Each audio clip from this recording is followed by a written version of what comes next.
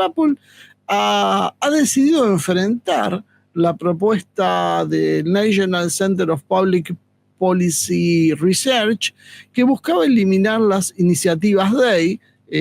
DEI era igualdad, equidad y diversidad, que es básicamente lo que conocemos como políticas woke, ¿no? Pero es el nombre más técnico. El 97% de los accionistas votó en contra de lo que la junta directiva había recomendado y quisieron mantener la diversidad y la inclusión. Lo que obviamente estamos hablando de los accionistas que votan en una junta de Apple. No estamos hablando, porque a veces con estas cosas hay mucha confusión. Bueno, el pueblo no lo quiso. No es el pueblo. Estamos hablando de un selecto grupo de millonarios. Esta gente dijo que no, porque según ellos, Apple tiene sus programas DEI fundamentados en una operación de desarrollo y estrategia que eliminarlos sería no solo innecesario, sino restrictivo. Algo similar pasó con Costco Wholesale Corporations, que también enfrentó las disposiciones para desmantelar las iniciativas DEI. Las accionistas de la compañía volvieron a ratificar esto. Son minoría, igual, la inmensa mayoría enseguida hicieron la de Jeff Bezos. Pasaron de ser super DEI a ser anti-DEI, así, en un momento para el otro, porque es por donde venía la plata y porque en definitiva no quieren enfrentarse al gobierno de los Estados Unidos. No nos olvidemos que quien está del otro lado es el gobierno de Estados Unidos. Y uno que metió la cuchara también en esto y que es más curioso fue el JP Morgan Chase & Company. El JP Morgan, bajo la dirección de Jamie Dimon, dijo que ellos iban a seguir acompañando las políticas de diversidad, aunque criticó algunos de los aspectos. Lo hizo medio gris en algún punto, pero dijo que su empresa, el banco, uno de los más importantes del mundo, mantiene su compromiso con la diversidad y la inclusión en su fuerza laboral. Y a veces uno se pregunta, ¿no? Esta gente lo hace de bondadosa que es. O sea, paremos un segundo a pensar.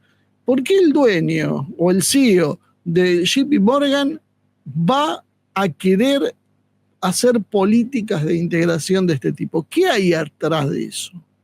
¿Porque es buena gente? ¿Porque no quieren discriminar? O sea, seriamente este tipo de gente podemos pensar que se mueve dentro de esos parámetros. Obviamente sabemos que no. Esta gente, si hay algo que no tiene, es la más mínima conmiseración por el prójimo. Entonces, que ahora nos vengan con esto, ya llamaría a sospechar. Y tampoco es por el empuje de las masas y la ola verde y todas esas sandeces que hemos escuchado en otros tiempos, porque evidentemente no están empujando para ningún lado esas masas. Entonces, tendríamos que preguntarnos por qué las corporaciones hacen esto. Y es en realidad porque las corporaciones desempeñan un papel significativo en los procesos de desestabilización relacionados con las políticas de diversidad, equidad e inclusión durante la administración de Trump. La postura de las empresas puede influir en la dinámica política del país, ya sea apoyando o resistiendo las directivas estatales. Nosotros lo sabemos, pasó en la Argentina innumerable cantidad de veces, cuando las patronales, ya sea por un lockout, como por ejemplo hizo el campo en su momento, como hizo en algunos momentos la industria, se enfrentan a un gobierno, empiezan a poner palos en la rueda y a poner mucha gente en contra. Otras veces se ponen a favor y sostienen, como pasa ahora, incomprensiblemente, con muchos empresarios que siguen apoyando políticas que los llevan a la destrucción. Pero, bueno, evidentemente están mal asesorados, quiero pensar.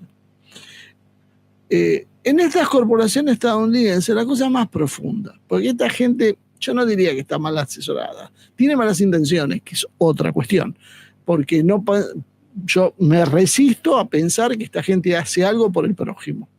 O sea, si alguien me va a decir que esto es para ayudar al prójimo, por la equidad y todas esas cosas, directamente pasemos página porque no es serio plantear eso.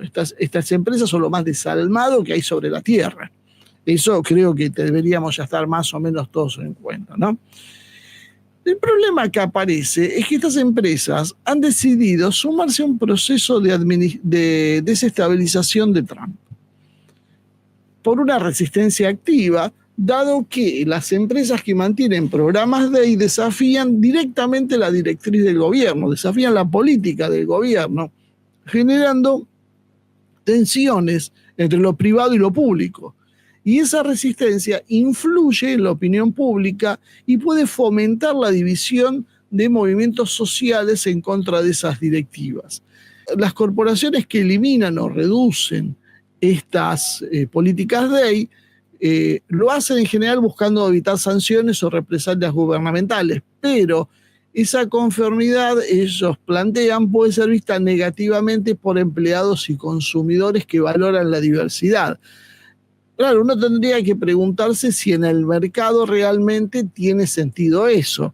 Jaguar la otra vez hizo un comercial absolutamente diverso que mostraba diversidades, excepto autos. Y cualquiera que compra un Jaguar no se va a sentir motivado a comprar ese auto. Y las críticas y la burla fue básicamente de todo el mundo que vio esa publicidad, que decía, ¿qué están vendiendo? Tuvieron que ir para atrás finalmente, porque a veces exceden tanto que, bueno, tienen que retroceder un poco. Pero con esto pueden desafiar las posiciones del gobierno. Y eso es lo que empieza a aparecer en el horizonte. En este marco, bueno, vieron la reacción con la cuestión de Bezos, que yo traje lo de Navarro porque me pareció interesante, porque ¿qué tenemos que ver nosotros con el Washington Post y con Bezos? Y sin embargo, a Navarro le parecía muy importante marcar que se acababa la democracia en Estados Unidos porque un prestigioso medio, así hablaba él, como el Washington Post, decidía ir por otro camino y prohibir expresiones diferentes. Vuelvo a insistir, en realidad no eran expresiones diferentes, lo que prohibía, lo que va a hacer Jeff Bezos, según dijo, es en las columnas de opinión que hay en el medio, sacar la cultura de la cancelación, la cultura woke, la cultura del discurso de odio, y centrarse en los valores de los mercados libres y las libertades personales. Básicamente lo que Estados Unidos ha sido toda su vida, porque nacieron predicando esos valores y se van a morir predicando esos valores. Eso es Estados Unidos. Por eso hay gente que le gusta y otros que no nos gusta ese modelo de vida. Bueno, más claro imposible.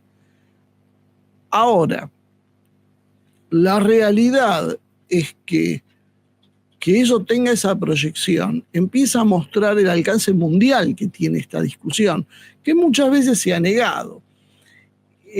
Hasta ese punto que Tulsi Gabbard, que ha sido ahora nombrada a cargo de la inteligencia de Estados Unidos, calificó a la CNN como un brazo propagandístico de espías. Ella es la nueva directora nacional de inteligencia de los Estados Unidos y dijo que las fuentes anónimas de la CIA que trabajan en la red son exactamente las personas que necesitamos erradicar. Tulsi Gabbard, hasta hace muy poquito atrás, todo el mundo la quería porque era de la generación joven de legisladores estadounidenses, progresistas, ella era demócrata en ese momento, pero tuvo la mala idea de empezar a criticar las políticas woke, y ahí cayó en desgracia. Y ahora, como directora nacional de la inteligencia estadounidense, te está diciendo la CNN es un nido de espías que hacen propaganda. ¿Qué está diciendo Tulsi Gabbard que no sepan? A ver, ¿alguien no sabía lo que era la CNN? Lo sabíamos todos. ¿Por qué ahora, de golpe, aparecen los que te dicen, no, hay que defender la libertad de expresión de la CNN? Lo mismo que pasó con la SAID o que pasó con la NED. Toda la vida diciendo, esto es una porquería, que hay que sacarlo, que ha traído muchísimo mal al mundo, y cuando realmente alguien lo saca, decimos, no, guarda con este tipo que es súper peligroso por lo que está haciendo. Ustedes quieren pensar, quieren que yo piense que, por ejemplo, el que toma esas posiciones y está en un medio importante y que maneja mucho caudal de dinero, por lo menos para sostener a los periodistas y la estructura del medio y demás, no está recibiendo algo por debajo de la mesa? Porque la verdad no lo entiendo, si no. No lo entiendo. O sea, si yo soy un comunicador opuesto al establishment, ¿cómo me voy a realizar que encajen al Washington Post y que lo obliguen a no bajar ese tipo de políticas? Después creo que dijo otras cosas, ¿no? Pero, ¿qué tiene que ver la diversidad de género con la libertad de opinión? Si el problema que en todo caso que estamos teniendo es que lo que creemos que es equivocada esa política, no tenemos voz. Yo estoy hablando ¿dónde? En YouTube. ¿Por qué? Porque nos echaron de todos lados. Entonces, ¿no nos están vendiendo la cosa cambiada? ¿O alguien cree que no puede hablar de diversidad de género y es perseguido? Es todo lo contrario. Han perseguido durante una década a todo el mundo. Y el resultado de perseguir durante una década a todo el mundo es que, bueno, hay muchísima gente lastimada. Y está mucha gente con bronca esperando la oportunidad. Por eso es cuando te aparece un Milei y te empieza a cerrar medios y ataca al CONICET y ataca a las universidades. La mayoría de la gente mira para otro lado porque está harta de escuchar estas cosas. Entonces, como ya están hartos, estos tipos generaron ese problema y ahora le sacan provecho y te desmantelan y te dejan sin el CONICET y te dejan sin universidades. Sí. ¿Pero por qué? Porque se fueron para este punto y cansaron a la sociedad en general. Pero en lugar de agarrar y corregir esa deriva equivocada, la profundizan y hacen una marcha LGBTQ+, para protestar contra Milei. Y ahora viene el escándalo del Libre y yo todavía estoy esperando que alguien lleve a la marcha. ¿Dónde están todos los que llamaron a marchar por los derechos y los cupos trans? Y después te vienen a dar lecciones de moral y te vienen a hablar de peligros, la verdad. Bueno, pero ahora vamos al tema puntual de lo que pasa en Estados Unidos. El enfoque de Trump es muy radical para lo que se hacía en Estados Unidos, básicamente. Mucha gente, cada uno de nosotros vemos muchísimo en el chat, que te dice, no, pero no va a poder, no, es más de lo mismo, no lo van a dejar. Porque las opiniones se dividen entre que no va a poder, no quiere, o no lo van a dejar o lo van a matar. Más o menos por ahí. Pero prácticamente nadie dice, no, Trump va a cambiar la historia. Eso es verdad. Porque las políticas son muy radicales. Porque cerrar la USAID, auditar la CIA, auditar la Reserva Federal, que es otra de las cosas que están empezando a hacer, desmantelar prácticamente todas las organizaciones de woke y erradicar la influencia de la Open Society. ¿Se creen que eso es gratis? O sea, vos haces eso y tenés muchísimos enemigos en contra, porque eso era la gente que dominó el mundo durante el último medio siglo. Porque parece que a veces tenemos problemas de memoria. La globalización, la caída de la Unión Soviética y todo lo que vino posteriormente, que produjo la mayor concentración en la historia de la riqueza humana, las mayores desigualdades, la destrucción de la clase media y una crisis permanente, pandemia incluida, fue producida ¿por quién? Por esta gente que ahora está reclamando libertad de opinión. Esa gente fue la que hizo todo esto. Y ahora son corderitos pobres que son maltratados. Pero esa gente es muy poderosa y está empezando a dar señales de rebelión. Y empezaron los primeros contraataques. Esta cuestión de Apple es una de las primeras acciones que empezamos a ver. Acá la pregunta es, Estados Unidos se cansó de derrocar gobiernos a lo largo y ancho del mundo. Nosotros tenemos memoria, seguimos repitiendo lo mismo que decimos siempre. Dieron golpes de Estado de todo tipo, o por la fuerza militar, o palaciegos, o con falsas rebeliones, como las primaveras árabes o las revoluciones de color. Inclusive generaron un Euromaidán en Ucrania que derivó en la carnicería que hoy estamos viviendo, ¿no? Eso creo que también, vuelvo a insistir, creo que estamos todos más o menos de acuerdo, ¿no? Se han cansado de exportar revoluciones de color y primaveras árabes por el mundo. ¿Se puede producir esto en Estados Unidos? Porque los que produjeron esas revoluciones de color, los que tienen la expertise de cómo funciona eso, son los que hoy están afuera del poder de Estados Unidos y que todavía están en Europa. Entonces, la gran pregunta es, ¿lo pueden hacer en Estados Unidos también? Primero vamos a hacer un entendimiento, un repaso básico de qué se trata esto. Estos son mecanismos sociopolíticos de destrucción que combina varios factores para producir un cambio de gobierno. No es un solo factor. Por un lado, hay que encontrar una causa real, porque la protesta no puede ser solo por algo virtual. Por eso yo siempre digo que cuando se cree que se hace una acción contra Milei marchando por los derechos LGBT y los cupos trans, eso conduce a nada. Porque si no tenés una base real que la gente acompañe, no tenés chance de sumar masa crítica. Si vos marchás por la miseria que estás viviendo, puede ser que tengas más éxito, porque hay mucha gente que le está costando llegar a fin de mes. Pero si vos marchás por los cupos trans, el 99% de la población va a mirar para otro lado, o el 90%, o el 80%, el número que ustedes quieran. Pero la inmensa mayoría va a mirar para otro lado. Resultado, eso limita la posibilidad de una revolución. Por lo tanto, hay que buscar una causa más o menos concreta y real para poder trabajarla. Tiene que ser algo que además el gobierno no pueda solucionar o no quiera y que los ciudadanos ya los tenga al límite de la paciencia. En su momento pudo haber sido, por ejemplo, la crisis económica.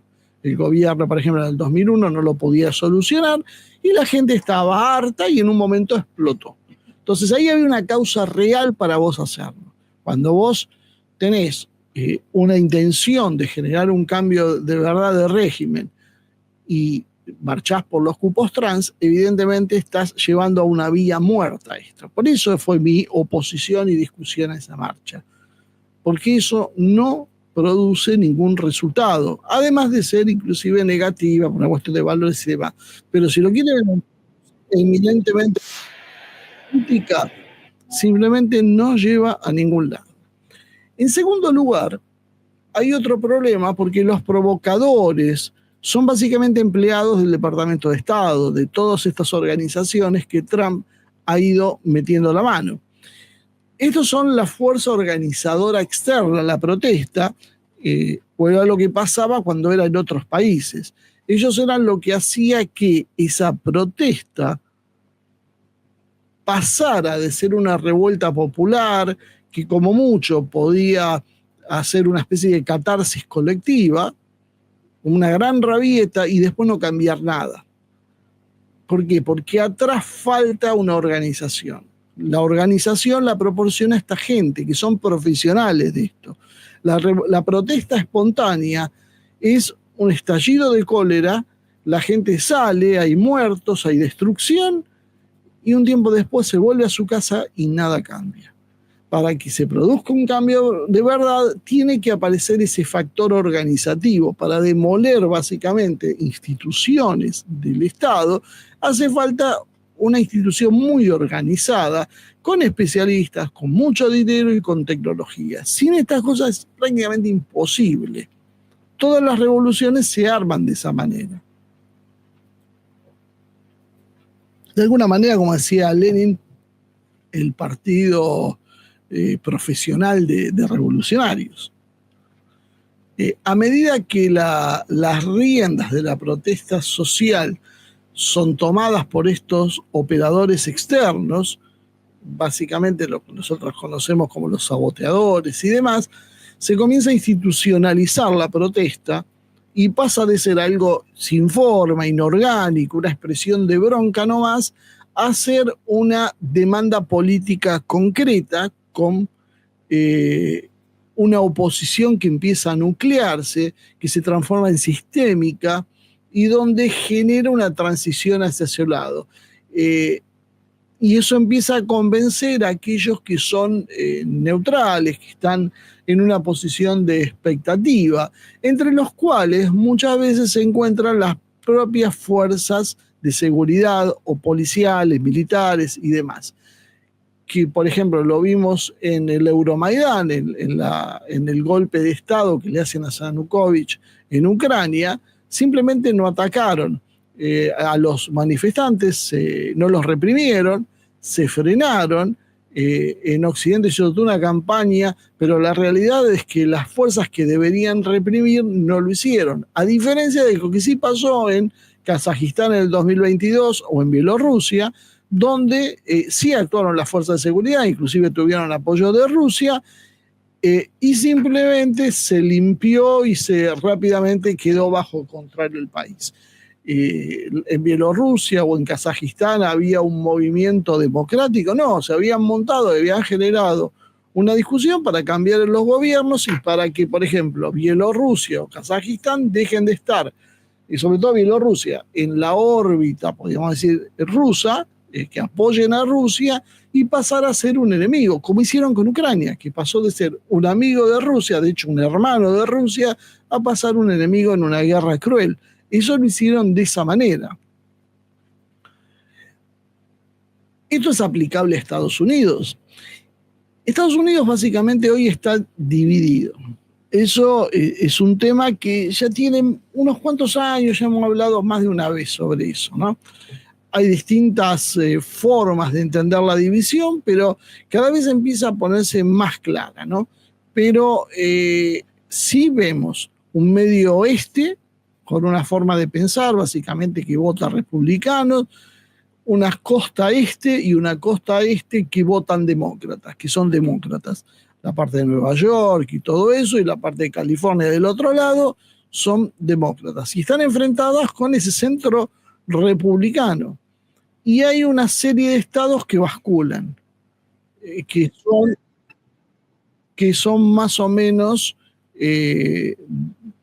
a veces demócratas, a veces republicanos, y que son los que vuelcan el poder hacia un lado y hacia otro. Tienen contradicciones que a esta altura del partido podríamos decir que se acercan a lo irreconciliable. Hay un verdadero odio entre los Estados Unidos, están en dos sectores. La idea que contiene esto es el formato de federación, que yo veo que a veces algunos se confunden y hablan de confederación. En realidad, acá lo que hace eso es permitir una unidad en algunos aspectos a cambio de mucha autonomía interna.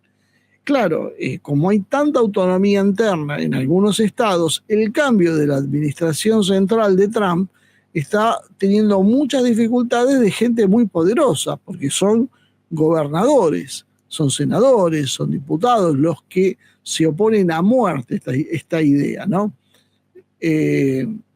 Por un lado tenés la política liberal woke de los demócratas, la deriva ecológica y la política de migraciones, y del otro lado tenés la de Trump, que es exactamente la opuesta.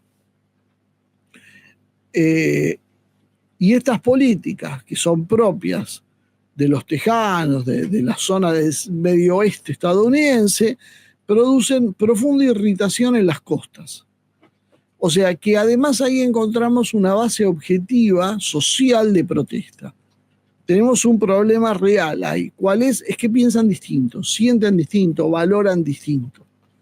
Y eso es el caldo de cultivo, esa es la razón que decíamos que no es meramente teórica, sino realmente práctica. Y además Trump se opone con las medidas que tomó, dejó de ser algo simbólico y se transformó en algo profundo, al desmantelar lo que es el Estado profundo, las instituciones que nunca cambian, ese poder tras las sombras que hay en Estados Unidos, que es todo su aparato de inteligencia, su aparato de inteligencia y su sistema burocrático, que incluye hasta parte de la justicia, que tienen inercia, que es lo que vemos que pasa en todos los países. Llega un gobierno bien intencionado y quiere cambiar algo, y más allá de los votos, no lo puede hacer porque hay multiplicidad de factores, fiscales, jueces, periodistas, medios de comunicación, políticos, que ofrecen resistencia. Te van desgastando hasta que en un momento perdés ímpetu y no lo podés hacer. Trump más o menos calculan que va a despedir 2 millones de funcionarios, pero hay que entender acá que son dos conceptos distintos con lo que está haciendo Milei. Milei, con su famosa motosierra, lo que está haciendo es desfinanciando cosas en general que son útiles. Hay algunas, como ya dije, como el INADI y demás, que ha aplaudido toda la población o buena parte de la población. Ahora, el problema es que la idea de Milei es otra, es desmantelar la capacidad productiva de la Argentina, y la idea de Trump es al revés, es potenciar la capacidad productiva de Estados Unidos. Están en las antípodas en sus políticas. Hay declaraciones que parecen coincidentes, pero son totalmente opuestos.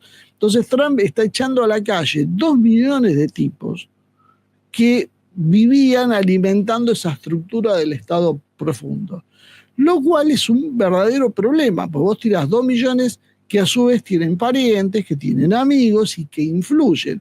Y además, entre los cuales hay mucha gente especializada. Lo que, ¿se acuerdan en la época cuando cae la dictadura en la Argentina? Se hablaba de la mano de obra desocupada. Tipo que toda la vida se ocupó para trabajar para la CIA, de golpe le decía no. Trabajaba haciendo golpe de Estado en el exterior y un día le decía, bueno, listo, te quedaste sin trabajo. ¿Qué va a hacer ese tipo? Bueno, es un verdadero peligro, porque va a vender sus servicios a un tercero en otro país, o te va a usar lo mismo que ya sabe para desestabilizarte a vos. Todo esto lo vimos en la Argentina en el año 83 con la caída del gobierno militar y la llegada de Alfonsín. Esto fue discusión durante años, la cuestión de la mano de obra desocupada, qué hacer con los policías, que estaban acusados de delitos contra los derechos humanos, de represión y demás, dónde ponerlos, cuánto estaban implicados, cuál era su responsabilidad. Bueno, esto está pasando en Estados Unidos ahora, pero con una situación inversa. Estos eran los woke, la izquierda, como ellos le dicen. Elon Musk, además, trae un problema adicional. ¿Por qué? Porque él dirige el Departamento de Eficiencia Gubernamental de los Estados Unidos, el DOGE, pero tiene un perfil muy alto, lo cual no ayuda a veces en algunas cosas, porque radicaliza posiciones. Lo que hace Elon Musk exalta a sus seguidores, a los que lo quieren, pero por otro lado produce mucha bronca en los que no lo quieren. Y tiene decisión para echar a esa gente y cerrar organismos, aunque en realidad no es más que un asesor. O sea, técnicamente él tampoco tiene esa capacidad o debería tenerla, y en realidad eso está generando muchos rencores dentro del aparato estatal estadounidense. Es un individuo privado que dirige una organización que no es una agencia federal, lo cual ellos consideran mucho, y que tiene acceso al trabajo de todo el gobierno federal despidiendo y contratando empleados. Bueno, todo esto, recortando personal, cambiando contratos, dando de baja, haciendo nuevos contratos, terminando programas, todo esto sin la supervisión del Congreso. ¿Está bien o está mal? Y no sé. ¿Por qué? Porque uno tiende a decir, no, está mal, porque se necesita el control público que lo hace el Congreso. Pero después también sabes que la realidad es que en el Congreso solo se reparten cargos y se reparten coimas para aprobar las cosas, y que es una maraña burocrática que no te permite hacer los cambios. Resultado, no importa si está bien o está mal, importa que está trayendo urticaria en el sistema político. Y el Partido Demócrata, que es profundamente globalista, está implicado en esta historia y tiene una enorme experiencia en hacer revoluciones de color, porque muchas de las revoluciones de color las han hecho precisamente los demócratas. La inmensa mayoría de los golpes de Estado, por ejemplo, en América Latina, han sido hechos por los demócratas. ¿Qué pasó? Trump gana unas elecciones y esto hace que se le dé una especie de periodo de gracia. Es muy raro que un gobierno que recién gana una elección sea enfrentado directamente. Normalmente se les permite cierto tiempo hasta que se van organizando las fuerzas opositoras y el desgaste natural empieza a haber molestias por las cosas. Por ejemplo, los 2 millones de despidos ya es una molestia para mucha gente. Y parten de una base que casi el 50% no lo votó a Trump. O O sea, el país está partido al medio. No es que lo votó el 80%, no es Putin que tiene el 80% de apoyo entre los rusos. Acá te encontrás con un país literalmente dividido en dos, y el estilo verborrágico de Trump, extrovertido, genera mucha irritación en los partidarios demócratas, y por otro lado, aquellos que son más neutrales, que pueden variar su opinión, tampoco se sienten cómodos con esa retórica. Y acá llegamos a lo que pasó ahora, que tiene que ver con el movimiento 50-51. El 17 de febrero se hizo la segunda movilización, la primera se había hecho creo que era el 2, porque el 17 de febrero es el Día de los Presidentes en Estados Unidos. Y ahí estallaron las primeras protestas masivas, que en Estados Unidos tuvieron mucha cobertura por los medios, con lemas como Día de Acción no es mi presidente. Se quemaron coches en Washington y se destrozaron vidrieras, hubo enfrentamiento con la calle, en la calle, y todo esto fue dado por un llamado Movimiento 50-51 que está ganando impulso en Estados Unidos. Los lemas que llevaban a la protesta eran: bienvenidos a todos, usted no está solo, defienda la igualdad, luchar contra el fascismo, en la unidad encontramos nuestra fuerza, al protegernos unos a otros creamos un movimiento, permanezcamos vigilantes, compasivos y fuertes mientras luchamos por un futuro más brillante. Nosotros, el pueblo, no viviremos bajo un rey, no permitiremos que Trump y Musk lleven a cabo un golpe administrativo. Esto es lo que hicieron en Estados Unidos, hizo durante décadas en otros lados. Este movimiento es más que un solo día, porque 50-51, 50 estados, 50 protestas, un solo día. Entonces dicen, no es más que un solo día, se trata de aferrarnos a nuestras convicciones y llevar las cosas hasta el final, sin importar las dificultades que enfrentemos. ¿Qué es el final? Bueno, sacarlo a Trump, imagino.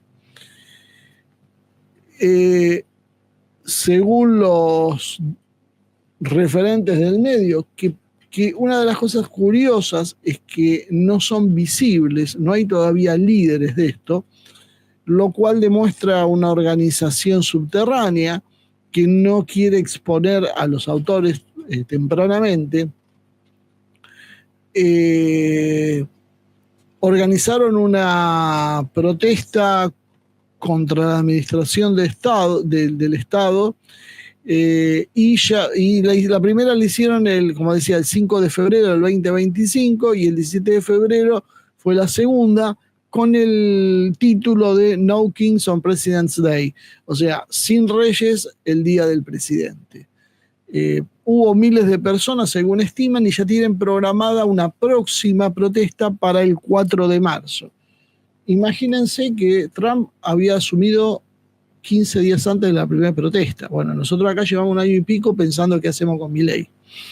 En Miami, los manifestantes se unieron al movimiento 50-51 para expresar su oposición a las políticas de Trump, utilizando lugares emblemáticos. Yo estoy sacando extractos de medios estadounidenses. Las protestas cubiertas por todos los medios de comunicación, fueron cubiertas por todos los medios de comunicación, demostrando al mundo que la clase trabajadora estadounidense no se quedará de brazos cruzados mientras los plutócratas destruyen sus instituciones democráticas y civiles, socavando el Estado de Derecho. Bueno, fíjense que decía Navarro cuando estaba hablando. Si quieren pueden ver todo el video, dura 17 minutos. Habla de los millonarios que están alrededor de Trump, que es lo que menciona el movimiento como los plutócratas. Y habla lo mismo, de que están atentando contra la democracia estadounidense, dice Navarro, mientras estos dicen exactamente lo mismo, que están socavando el Estado de Derecho. La pregunta en esta historia es... qué casualidad, ¿no? Que Navarro repita lo mismo que dice esta gente. No mencionó nunca el movimiento 50-51, pero sí son las mismas consignas. Lo cual te deja pensando, ¿no? Te deja pensando también, por ejemplo, que hablemos de millonarios. Y cuando uno miraba el gobierno de Biden, estaba lleno de millonarios igual. En Estados Unidos son los políticos millonarios. no quiero hablar de los de acá, pero los de allá son todos millonarios. O sea, nadie se rodea de gente pobre. Entonces, hay como una especie de mala intención en la lectura. ¿Está rodeado Trump de millonarios? Sí. Y Biden también, pero de Biden no lo decían. Biden era diverso y se sacaba fotos con gente de otras razas y de otras etnias y de otras culturas y con discapacidades, entonces eso lo hacía exclusivo. Es una puesta en escena lo que estamos viendo, ¿no? El movimiento 50-51 en realidad se presenta como una iniciativa ciudadana que surge bajo un hashtag en internet, hashtag 5051. Curioso, ¿no? Porque yo hago un hashtag y normalmente no lo mira nadie. Bueno, acá consiguieron hacer 50 protestas en 50 estados a 15 días de la asunción de Trump. Y también puede ser que analizaron algo que había por ahí, sí, o hay una organización atrás, parecería, ¿no? Mencionan que hubo una gran tracción en las redes sociales y que hubo figuras políticas como un senador que se llama Chris Van Hollen. Bueno, entonces ya vamos viendo que la protesta no es exactamente popular, sino que te la organiza, por lo menos ya se vio un senador. Y un senador que seguramente no es pobre, no sé si entra, no, seguramente no va a estar al nivel de Musk, pero yo recuerdo que, por ejemplo, Bill Gates, Bezos, Zuckerberg, todos estos megamillonarios, todos votaban Partido Demócrata y hacían campaña. Acuérdense que Bezos, porque trató de mantenerse neutral en un momento en la campaña, lo criticaron porque decían que el Washington Post tenía que hacer acciones activamente a favor de Kamala Harris. Y ahora se nos queja Navarro de que el Washington Post ha perdido independencia, pero si me estaban reclamando que tengan acciones solamente a favor de Kamala Harris, ¿en qué quedamos? O sea, si vos apoyás en campaña por Kamala Harris, vos sos neutral y plural de voces, y si decís que no vas a permitir determinadas ideologías en las columnas de opinión, no en las noticias, vos sí sos un totalitario. Fíjense las coincidencias y cómo empiezan a encastrar. Por eso no es que uno tenga una bola de cristal, es que lo único que hace es atar hilos sueltos, empezar a anudar cosas que parece que no tienen razón de ser, pero que uno empieza a preguntarse por qué un comunicador de izquierda local termina siendo progre y que después termina sintonizando y defendiendo las causas en Estados Unidos del Partido Demócrata. Y uno se pregunta a veces, bueno, qué bien hizo las cosas, cómo ha sido tan brillante para generar un medio y tener una vida mucho más desahogada de la que tenemos nosotros. No sé. Hay un viejo conocido que se llamaba Gene Sharp, que en realidad es un teórico que hablaba de la resistencia no violenta, aunque sus ideas, lejos de ser pacíficas, terminaron siendo usadas, como decíamos, para las revoluciones de color y los cambios de régimen. Esto no fue nada teórico, esto fue muy práctico, se aplicaron en Serbia, en Otpor, en Ucrania, en el Maidán, en Georgia en la Revolución de las Rosas, también lo hicieron en Hong Kong, lo hicieron en Bielorrusia y seguramente en un montón más de casos que ahora me estoy olvidando. El movimiento 50-51 en realidad se presenta como el esfuerzo de un ciudadano espontáneamente contra la administración de Trump, porque es un tirano, porque no quieren reyes, etcétera, etcétera. Pero cuando lo comparamos con los famosos manuales de Sharp, vemos muchas coincidencias. Primero, ¿quién eran los que promovieron los manuales de Gene Sharp? Precisamente la NED y la USAID, quienes trabajaron con esas teorías y financiaron esos movimientos, ¿no?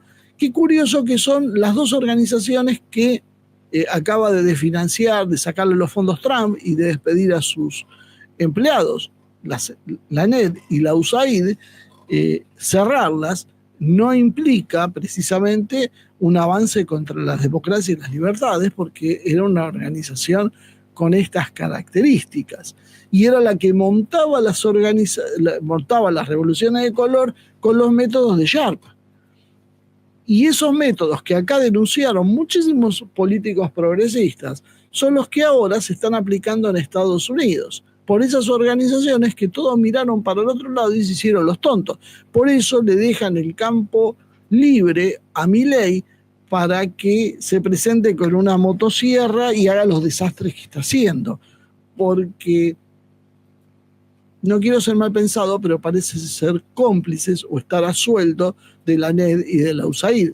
Porque si no, no se entiende cómo alguien que denunciaba la complicidad y qué sé yo, cuando pasa esto no sale y festeja. ¿Qué me importa a mí si Milei también estaba a favor o no? Yo no lo puedo juzgar en función de lo que hace Milei, que aparte, por decir, tiene una política totalmente opuesta, ¿no?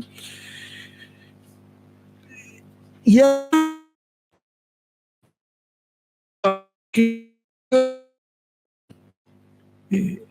que sobró de esas organizaciones, que es la mano de obra experta en hacer revoluciones de color en el mundo. Los tipos que eran los cerebros y que organizaban eso y que la financiaban, son los que los echaron.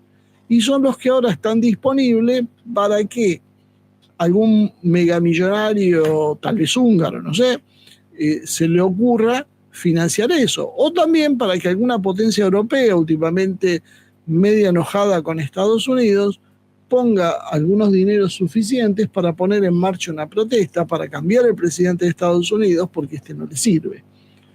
La Unión Europea, el Reino Unido, no están muy bien precisamente con Trump, la pelea ya es abierta. Si vemos algunas similitudes, vemos primero una coordinación nacional e internacional. Al igual que en las revoluciones de color, el movimiento 50-51 planteó un esquema de acción simultánea en todos los estados de Estados Unidos, generando precisamente un impacto fuerte y presión política. Esto es lo mismo que hicieron en el Euromaidán, en Ucrania, entre el 2013 y el 2014. No surgieron de la nada eso, se fue generando la protesta a través de las ONG, medios y grupos de presión que financiaba Occidente. Por eso en Hungría Orbán los echó, por eso Putin los echa de Rusia, por eso Daniel Ortega los echa de Nicaragua, porque esas son las herramientas que usaba la USAID y la ANED, entre otras, para generar los movimientos de protesta que después iban a hacer eclosión. Es llamativo, vuelvo a insistir, que de la noche a la mañana en 50 estados se produzcan 50 grandes protestas. Para que se dé eso espontáneamente, ustedes saben en la Argentina lo que cuesta organizar una protesta. ¿Qué pasa de golpe que allá hacen así y se organiza todo? Bueno, si contamos que entre los despedidos está la misma gente que se encargaba de organizar las protestas sociales en otros países, por ahí tenemos una pista. ¿Qué más promovía Sharp? El uso de símbolos visuales y lemas para unificar la oposición, que hizo el movimiento 50-51.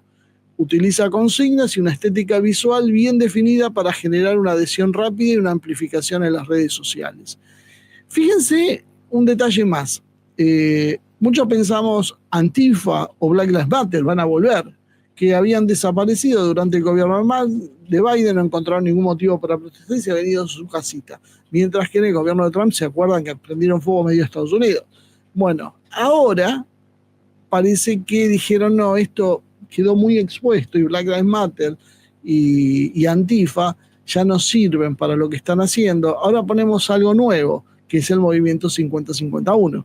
Narrativa de ilegitimidad gubernamental. En todos los países donde hacen el golpe, ¿qué es lo que hacen? Primero, utilizan el argumento de un fraude electoral, abuso de poder o lo que sea que deslegitime el gobierno para organizar protestas masivas y hacer los cambios políticos. En Estados Unidos están promoviendo la idea que Trump es un dictador, que es un rey, que quiere poner una monarquía y que por lo tanto sus medidas tienen que ser resistidas en la calle. Fíjense cómo esto se manipula, porque tenemos un presidente acá que nombra embajadores y nombra jueces de la Corte Suprema por decreto, y parece que nadie ni siquiera lo puede criticar por miedo a ser considerado desestabilizador.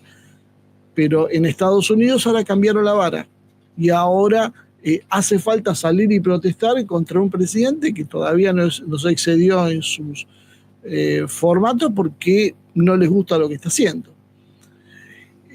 Apoyo desde sectores políticos y mediáticos. Por ejemplo, en Venezuela y en Serbia contaban con el respaldo de políticos extranjeros, medios y ONG. En Estados Unidos la cosa cambia un poquito, ¿por qué? Porque es Estados Unidos. Entonces los medios extranjeros son locales. El New York Times, la CNN, son parte de ese movimiento de respaldo a la protesta, lo mismo que el Partido Demócrata, que también ha funcionado para la amplificación de la protesta, la organización y demás. Por ahora no se atrevieron, pero acuérdense que Trump estaba enojado con los británicos por la injerencia del Reino Unido en las elecciones de Estados Unidos. La participación de agentes del MI6 no es descartable, lo mismo que alguna otra potencia europea como Francia o Alemania intente meter la cuchara en la situación de Estados Unidos para sacarse encima a Trump, porque el gran problema que tiene Europa hoy es Trump.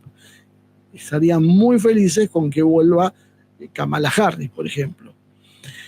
Esto también, según Sharp, hay que generar una estrategia de desgaste institucional progresiva para acumular fuerza en las protestas mirando la gobernabilidad y siempre sin recurrir a la violencia explícita. Siempre por eso son manifestantes pacíficos y bondadosos que tienen lemas todos favorables a los sectores populares y que llaman a al humanismo. Y bueno, el movimiento 50-51 ha organizado protestas ya múltiples con la expectativa de una crisis de gobierno que erosione precisamente a Trump. ¿Qué diferencias hay entonces? Estas son similitudes, pero ¿qué diferencia podríamos encontrar? Que en el escenario internacional es diferente porque se usaron contra países con sistemas más vulnerables, sometidos a fuerte presión externa, donde se combinaban acciones, sanción externa, junto con los movimientos internos. Entonces, lo de afuera apoyaba la insurrección de adentro. Lo de adentro se alimentaba de lo de afuera. Bueno, acá hay un problema porque Estados Unidos es una superpotencia y tiene instituciones mucho más sólidas y robustas, y no es tan fácil que alguien se meta a intervenir desde el extranjero. Y la capacidad de represión interna que tiene Estados Unidos es muy alta, entonces es más difícil que se pueda llevar a cabo esto. Hay una división política marcada. En la mayoría de las revoluciones de color, la oposición se presentaba como un bloque unitario contra un líder autocrático. Tenemos que echar a Gaddafi, tenemos que echar a Saddam, tenemos que echar al que sea, a Georgescu, el que sea. Ahora, ¿cómo actuaría en Estados Unidos? Es más complicado. ¿Por qué? Porque no hay un único liderazgo opositor. Todavía no tienen un líder que los unifiquen, y en realidad el conflicto con Trump es previo a la propia aparición de Trump. Las diferencias ya existían previamente. Entonces eso les da cierta desventaja a lo que lo están organizando. Después tiene Estados Unidos un aparato de inteligencia y de seguridad mucho más sofisticado que lo que podía tener Ucrania o Georgia. Y por lo tanto tiene más capacidad de poder penetrar con las organizaciones de inteligencia en los organismos rebeldes. Entonces la pregunta es, ¿este movimiento 50-51 puede generar una desestabilización en Estados Unidos similar a la que se produjo en otras partes del mundo? La pregunta tiene una respuesta abierta. Primero, podemos hablar de un escenario donde se dé una escalada progresiva con respaldo institucional. Si el movimiento logra consolidar una base de apoyo fuerte en sectores políticos, financieros y mediáticos, puede evolucionar hacia una crisis. Por eso es importante lo de las corporaciones que yo decía al principio, la posición de Apple, la posición de JP Morgan.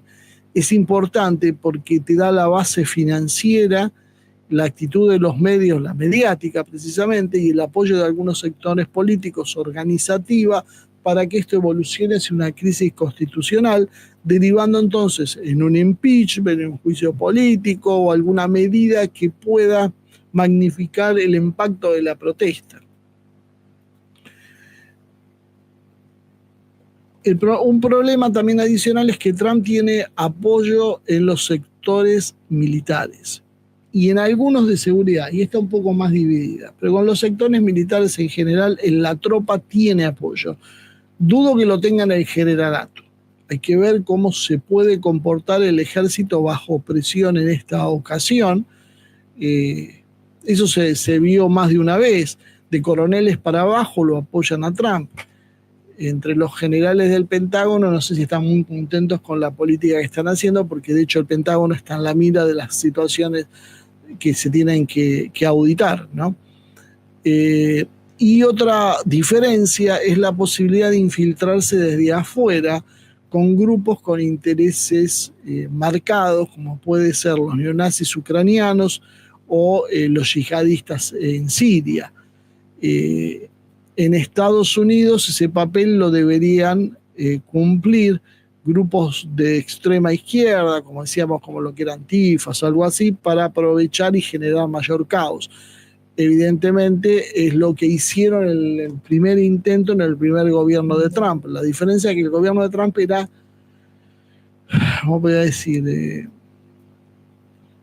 Iba en un sentido que no les gustaba, pero muy cuidadoso, y lo terminaron anulando. Este va mucho más rápido y va cortando cabezas mucho más rápido. Por lo tanto, la respuesta se va a radicalizar de ese lugar, así que puede ser que empecemos a ver acciones de violencia.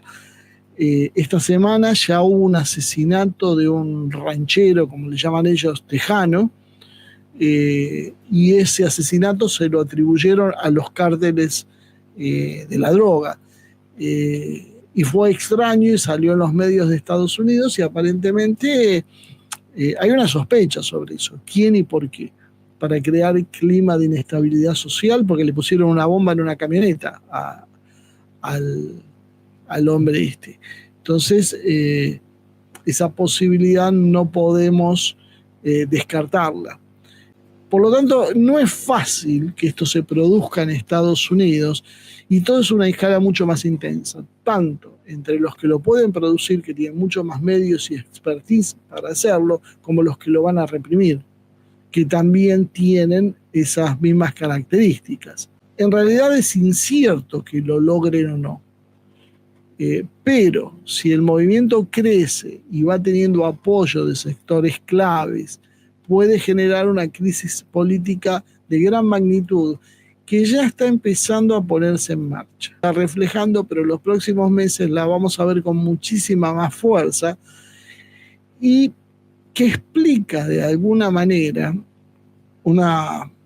algo que nosotros venimos reiterando desde este espacio desde hace mucho tiempo, que es la necesidad de Trump de llegar a un acuerdo tanto con Rusia como con China, sobre todo con Rusia, porque no hay posibilidades de que Estados Unidos pueda resistir una sublevación interna, Trump, por ejemplo, si ésta cuenta con el apoyo de países externos que infiltran agentes, que sobornan, que facilitan materiales.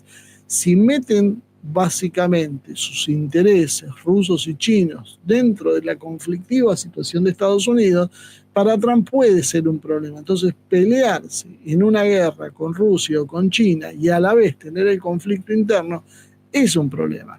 ¿Por qué algunos dirán, y por qué Rusia, que estaba en guerra, no lo hizo hasta ahora? Porque tenía todavía la esperanza de que esto se resuelva con Trump y con un problema interno. Ahora, si lo llegan a voltear a Trump, para Rusia sería un gran problema, porque eso significa la escalada de la guerra sin ningún tipo de atenuantes.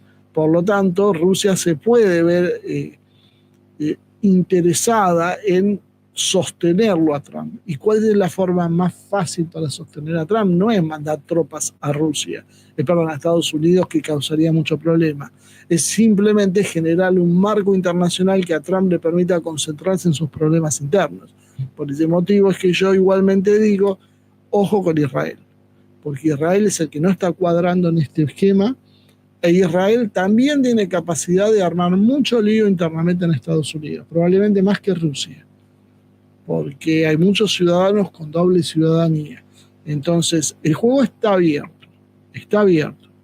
Por eso yo creo que también Trump intenta tenerlo encuadrado a Netanyahu, porque la posibilidad de que Israel accione sobre un clima previo en Estados Unidos de hostilidad, apoyándose en los sectores demócratas y en los sectores sionistas, tampoco lo podríamos descartar.